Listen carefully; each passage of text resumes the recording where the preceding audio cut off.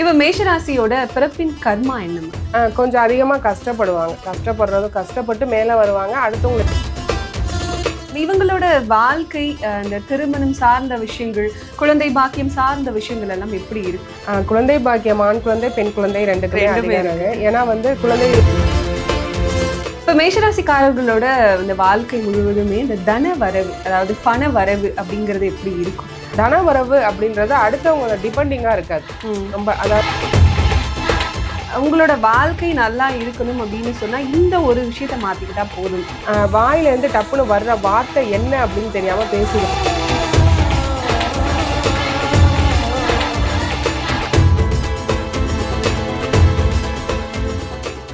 Focus ஆன்மீகம் நேயர்களுக்கு வணக்கம். நான் கலைப்பிரியா பழனி. இன்னைக்கு நம்ம கூட யார் இருக்காங்க அப்படின்னா பாரம்பரிய ஜோதிடர் சூர்யா தேவராஜன் அவர்கள் தான் இருக்காங்க. வணக்கம் மேம். வணக்கம்மா. எப்படி இருக்கீங்க? நல்லா இருக்கேங்க. நல்லா இருக்கீங்களா? நல்லா இருக்கேன் மேம். பொதுவாகவே நம்ம லைஃப்ல தினமுமே ஒவ்வொரு விதமான மனிதர்களை நம்ம பார்க்கும் போதெல்லாம் என்ன ஒவ்வொருத்தரும் ஒரு தினசா இருக்காங்களே அப்படின்னு கூட யோசிப்போம். ஆனா ஒருத்தரை பார்க்கும்போதே இவங்க இந்த ராசிக்காரர்கள் தான் அப்படின்னு நம்மளால கெஸ் பண்ண முடியுமா மேம்? கண்டிப்பா முடியும் மேம். 12 ராசிகள் இருக்கு, 27 நட்சத்திரங்கள் இருக்கு. ஆப்வியஸ்லி சந்திரன் தான் மனோகாரகன். ஓகேங்களா? இந்த சந்திரனுடைய நிலைப்பாட்டை வச்சுதான் நம்ம ராசிகளை பிரிச்சு ஒவ்வொரு மனுஷங்களும் இப்படி இருக்காங்க அப்படின்னு சொல்லி வகைப்படுத்தலாம். பார்த்த உடனே பழகின உடனே மேக்ஸிமம் ஒரு 1 hour 2 hour நீங்க ஒரு மனுஷன்ட்ட யார்ட்டையோ பேசுறீங்க அப்படின்னாவே இவங்க இந்த ராசியா இருப்பாங்களோ அப்படின்னு 75% கெஸ் பண்ணிடலாம். கண்டிப்பா. ஏன்னா அந்த கிரகங்கள் தான் நம்மளை ஆட்டி விக்குது. எந்த கிரகம் எங்கே பலப்பட்டு இருக்கோ, நம்ம ஜாதகத்துல எந்த கிரகம் பலப்பட்டு இருக்கோ அதற்கு உண்டான குணாதிசயங்கள் நமக்கு இருக்கும். இப்போ ஒரு வாழ்வியல் எக்ஸாம்பிள் சொல்லட்டுமா? இப்போ ரீல்ஸ் பாக்குறீங்க, இன்னைக்குள்ள ஜெனரேஷன் ரீல்ஸ் பாக்குறீங்க. அப்படி பார்க்கும்போது இன்ஸ்டாகிராம்ல இப்போ நீங்க ஒரு பியூட்டி ரிலேட்டட் ரீல்ஸா பாத்துக்கிட்டு இருந்தீங்கன்னா நீங்க சுக்ரன், நீங்க ஒரு ரிஷப ராசியோ இல்ல துலாம் ராசியாவோ இருக்கலாம். இல்லைன்னா உங்க சுய ஜாதகத்துல சுக்ரன் பலமா இருப்பார். ஓகேங்களா? ஒரு ஃபைட்டு இல்ல ஒரு காரசாரமான விஷயங்கள், இந்த மாதிரியான விஷயங்கள்லாம் பாத்தீங்கன்னா செவ்வாய். அடிதடி ஃபைட்டு அந்த மாதிரியான விஷயங்கள் பாத்தீங்கன்னா செவ்வாய். போலீஸ் ரிலேட்டடா பாத்தீங்கன்னா அரசாங்கம் சம்பந்தப்பட்ட ரீல்ஸா பார்த்தா சூரியன்.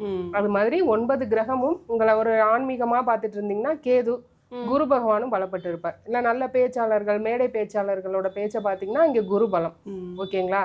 நல்ல காமெடி, சமையல் எல்லாத்தையும் கலந்து கட்டி பாத்தீங்கன்னா இங்க புதன் இருப்பார். இந்த மாதிரி உங்களை ஆட்டி வைக்கிறது, இந்த மனுஷங்களை பொதுவாக ஆட்டி வைக்கிறது 9 கிரகங்கள். அவங்களை தாண்டி நம்ம எங்கேயுமே போக முடியாது. கண்டிப்பா மேம். இப்போ ஒவ்வொரு ராசிகளுக்கும் அவங்களோட பிறப்பின் கர்மா எப்படி இருக்கு, அவங்கள பார்த்த உடனே நீங்க இந்த ராசிக்காரர்கள் தானா அப்படின்னு எப்படி கண்டுபிடிக்கிறது, அவங்க கூடவே சேர்த்து அவங்களோட வாழ்க்கைகள், குணாதிசயங்கள் எப்படி இருக்குன்னு பார்க்கலாம் மேம். முதல் ராசியான மேஷ ராசிக்காரர்களை பார்த்த உடனே நீங்க மேஷ ராசிக்காரங்க தானே அப்படின்னு சொல்லிட்டு கண்டுபிடிக்கணும்னா என்னென்ன விஷயங்கள் இருக்கு மேம்? கரெக்டா. அப்போ மேஷம் அப்படிங்கிறது காலபுருஷனின் முதல் வீடு. சரிங்களா? செவ்வாயோட வீடு. செவ்வாய் யாருன்னா படைத்தளபதி. அந்த படைத்தளபதியோட வீட்டுல சூரியன் உச்சமடைகிறார். சூரியன் யாரு? ராஜா. ராஜா ஏன் படைத்தளபதியோட வீட்டுல உச்சமடைகிறார்? ராஜாவோட பலம் என்ன? அவரோட படை தான். ஓகேங்களா? ஸோ அந்த மேஷ வீட்டுல சூரியன் உச்சமடைகிறார் சித்திரை. ஸோ மேஷராசிக்காரவங்களுக்கு பலப்படுற கிரகங்கள் 2. செவ்வாய் ஆட்சி, சூரியன் உச்சம்ங்கிற பட்சத்துல அவங்களுக்கு ஒரு தனி ஆளுமை இருக்கும், தனி ஆற்றல் இருக்கும். அதாவது நான் அடிச்சுட்டு தான் பேசுவேன் அப்படின்னா அது மேஷம். ஓகேங்களா? நீங்க பேசி பார்க்கும் போதே தெரிஞ்சு காரசாரமா, கொஞ்சம் அமைதியா பேச தெரியாது, பேச தெரியாது. ஒரு பொண்ணை ஈஸியா அப்ரோச் பண்ண தெரியாது, அவங்கள மயக்க தெரியாது, ஸ்ட்ரெயிட் ஃபார்வர்டா இருப்பாங்க. இதெல்லாம் மேஷம். மேக்கப்பே இல்லாம அழகா இருக்காங்க, பையனோ பொண்ணோ, வித்தவுட் மேக்கப் அழகா இருக்காங்க அப்படின்னா மேஷம். அதிகமா மேக்கப் போட விரும்ப மாட்டாங்க, அவங்களாம் பார்ன் பியூட்டி. ஓகேங்களா? உடம்பு நல்லா கட்டுமஸ்தா இருக்கும், ஜிம்முக்கே போகாம ஜிம் போன மாதிரி இருப்பாங்க, ஹெல்த்தை நல்லா பார்த்துப்பாங்க. இதெல்லாம் மேஷராசிக்காரவங்க. ஷார்ட் டெம்பர், டக்குன்னு கோபம் வருங்க. இதெல்லாம் மேஷராசிக்காரவங்க.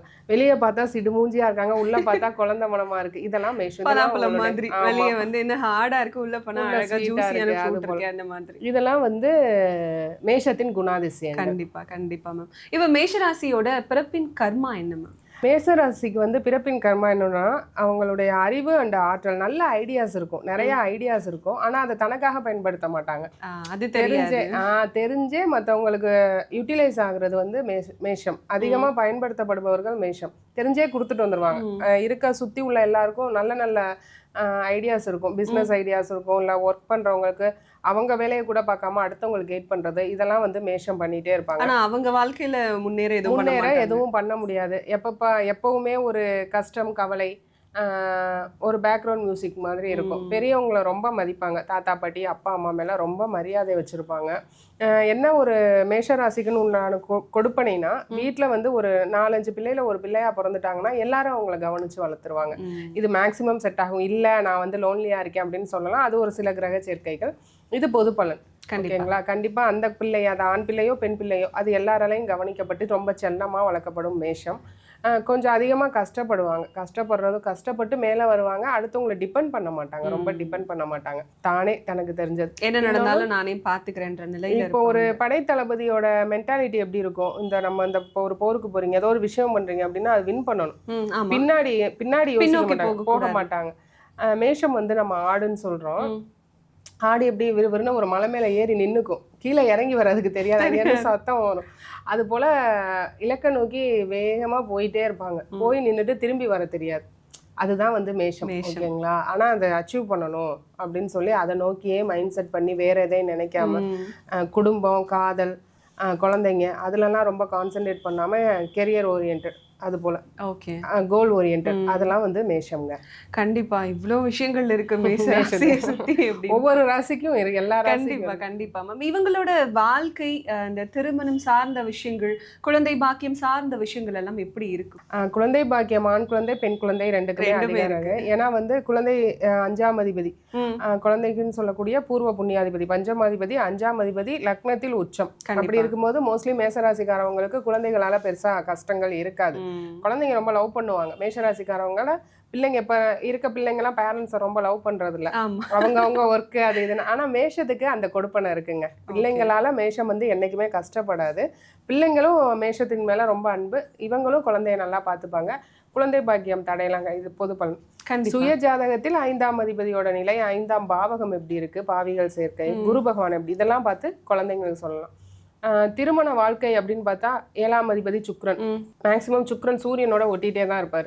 அப்படி இருக்கிற மாதிரி மேஷத்துக்கும் வந்து என்னதான் அவங்க கொஞ்சம் ஹார்டா இருந்தாலும் அவங்களை அண்டர்ஸ்டாண்ட் பண்ணிக்கிற மாதிரியான வாழ்க்கை துணை அமைவாங்க. நல்லா அழகா தேஜஸா நல்ல முகத்தோட. இவங்க அதிகம் மேக்கப் போட மாட்டாங்க. அவங்க ஒய்ஃபோ ஹஸ்பண்டோ நல்லா ட்ரெஸ்ஸிங் பண்ணிக்க விரும்புவாங்க. இது மேக்சிமம் செட் ஆகி வரும். கண்டிப்பா இல்ல அப்படின்னா அங்கே லக்னாதிபதி அவங்களுடைய நிலையை பார்க்கணும். இது மேக்சிமம் ஒரு 70% மேஷத்துடைய வாழ்க்கை துணை அழகா இருப்பாங்க. Super super ma'am. இப்ப மேஷராசிக்காரர்களோட இந்த வாழ்க்கை முழுவதுமே இந்த தன வரவு, அதாவது பண வரவு அப்படிங்கிறது எப்படி இருக்கும்? 2ஆம் அதிபதியா சுக்ரன் வராரு. சுகபோக வாழ்க்கைக்கு அதிபதி சுக்ரன். ஸோ பேசிக்கா மேஷத்துக்கு நல்லா இருக்கும். பொதுவாக மேஷ ராசி லக்னம் அப்படின்னு எடுத்துக்கிட்டா இந்த உலகத்துல 60 லட்சம் பேர் இருக்காங்க. எல்லாருமே அப்ப கோடீஸ்வரனா இருக்காங்களா? எல்லாருமே அது கிடையாது. அதுக்கு நம்ம சுய ஜாதகத்தின் கிரக நிலைகள் கண்டிப்பா ஆராயணும். தனவரவு அப்படின்றது அடுத்தவங்கள டிபெண்டிங்கா இருக்காது. ரொம்ப அதாவது ஒரு ஒர்க்கை கொடுத்தீங்க மேஷத்துக்கிட்ட அப்படின்னா தன்னோட ஒர்க்கு அப்படின்னு நினைச்சு பாக்குறது மேஷம்.